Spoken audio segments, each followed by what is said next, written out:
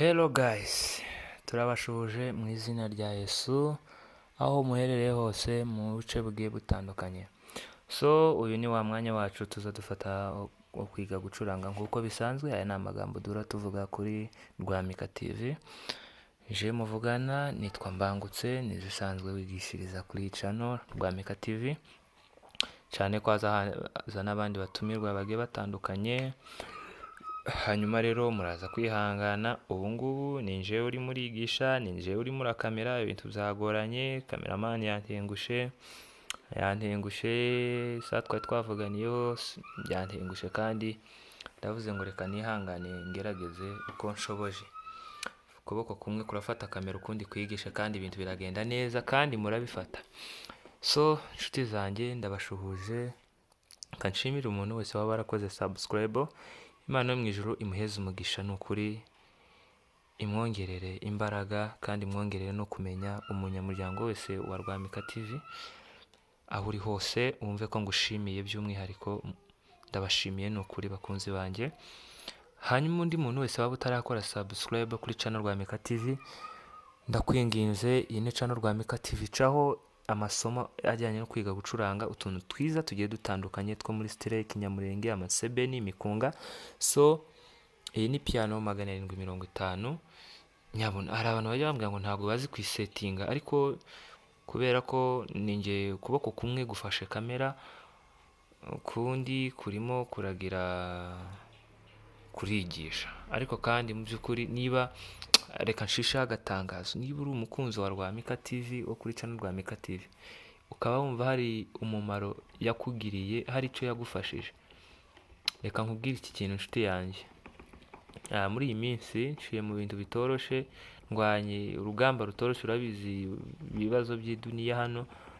Nuza twakoreshaga mu minsi, hari iminsi mwagezemo mwumva ndimo ndabahereza ibintu bidafite amajwi. Hari n'umwana wigeze kunyandikira muri comment mitanyisiba, ndavuga ngo mpaye ukuri kwerisha mitanyisiba, ariko mu by'ukuri ntabwo yarabeshe. Nari ndimo kubaha ibintu bidafite karite, bidafite umwimerere. Nibe n'ubu ngubu, kandi niyo turimo turakoresha, ni ukuri si yacu ni agatizanyo, ariko turimo gushaka kugura ibikoresho byacu nyine kugira ngo tuzajye tubagezaho ibintu bifite sound nziza, byumvikana neza, tureke kubahereza ibintu bihorera birimo imiyaga.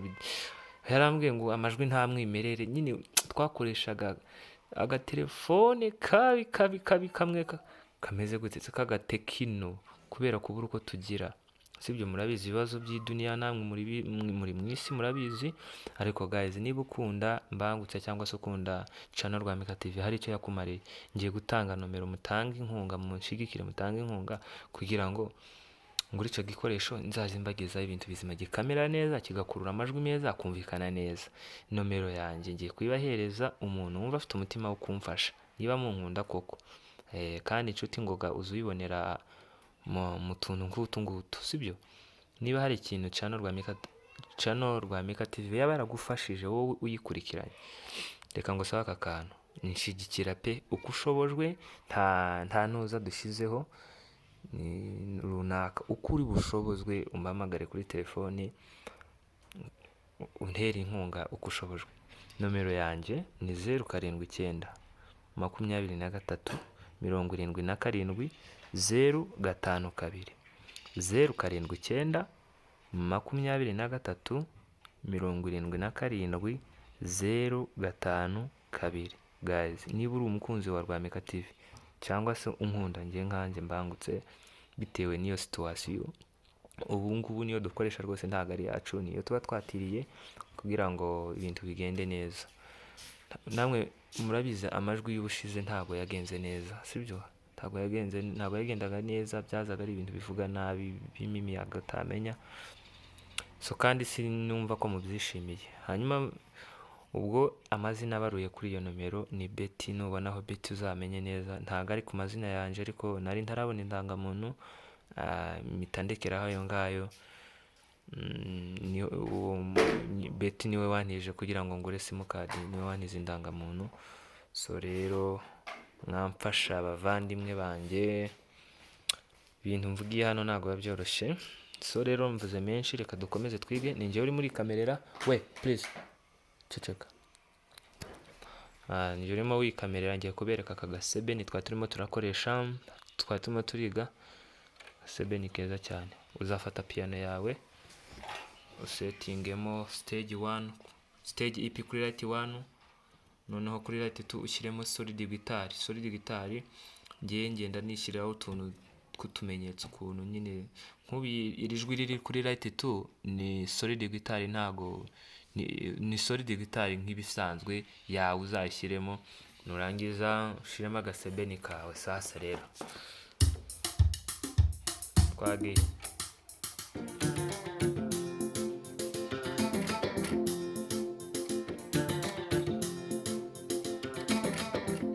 Nk'ubu utangiye gucuranga sebeni, aka ni akantu ushobora gucuranga nyine ugitangira gucuranga sebeni, ukabanza ugafunga, ukayifunga off, wamara kuyifunga utangira gutya. Abantu bahaye babyina bataratangira kuri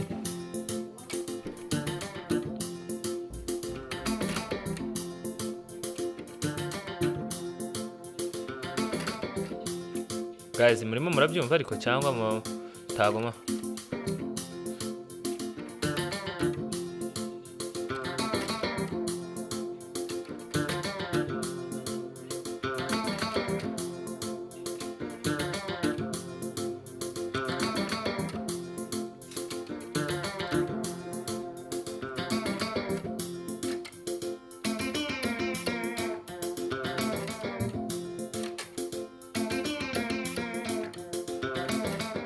Ako si ibintu noneho yemwe ibintu ndimo ndakora kwigisha ari nje wikamera ukuri kw'Imana, aho mutari buze kubibona neza mwihangane inshuti bavandimwe, muze kubyihanganira. Ni kuboko kw'ibumoso gufashe kamera, kundi kurimo kuracuranga, yemwe si ibintu muze kwihangana. Ariko ubutaha nzobigisha uko bayisetinga, numvisha mu binsaba nimbona cameraman nyine kabisa. Noneho twagiye.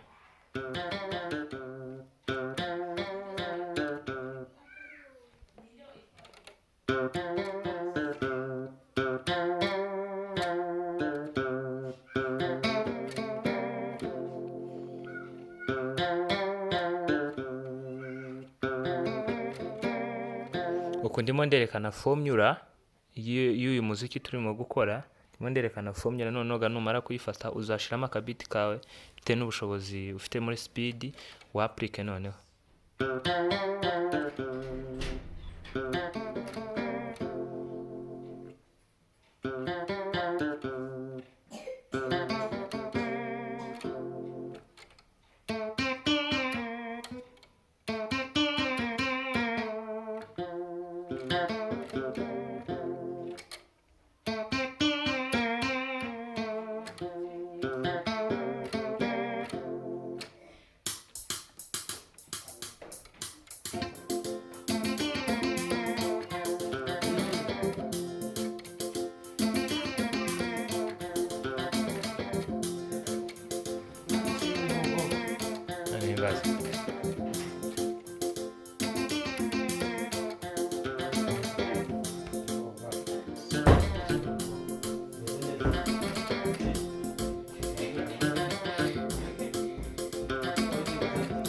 so guys, rero nizere ko murimo murabibona kuri aka kaboro dukoze ka nyuma.